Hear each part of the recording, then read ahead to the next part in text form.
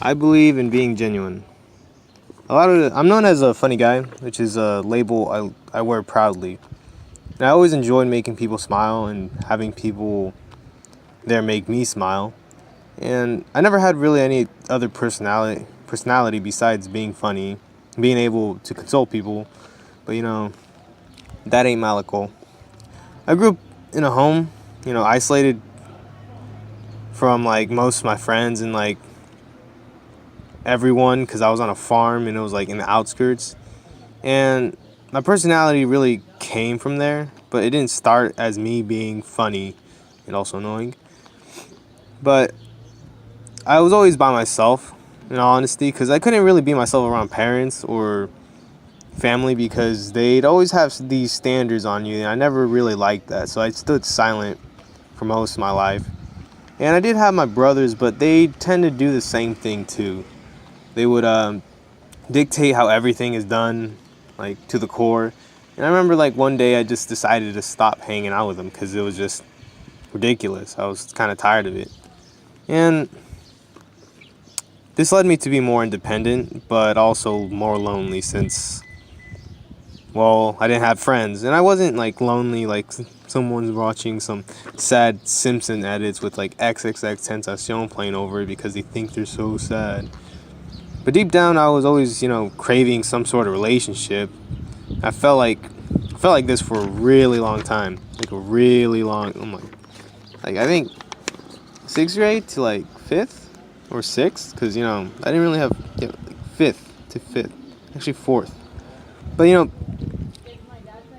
deep down, I wanted it, and I didn't know I wanted it because I was just a kid.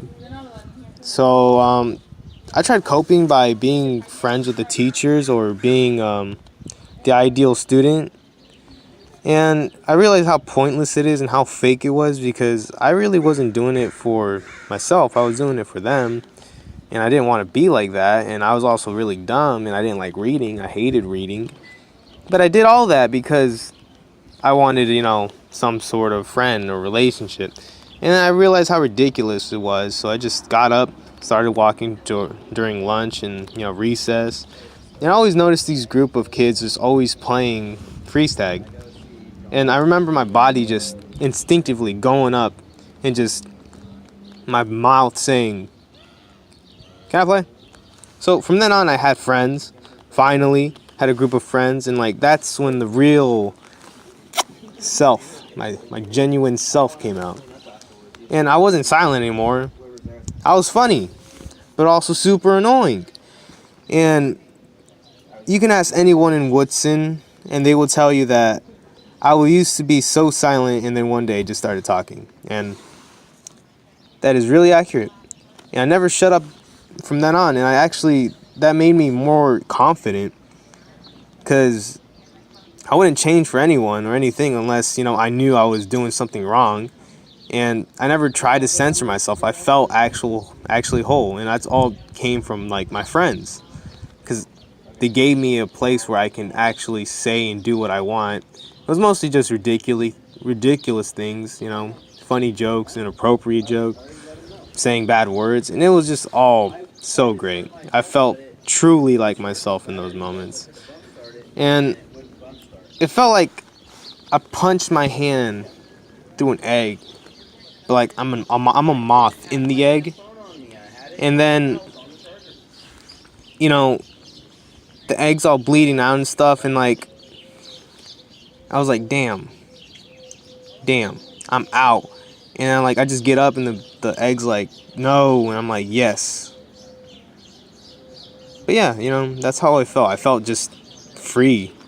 And I think a lot of people should take that from what I'm saying because I think once you're genuine with who you are, I think you're just more free to do what you want and say what you want because you become more comfortable with just being yourself all the time, that you're not really afraid, you're not really scared, you're not really, well,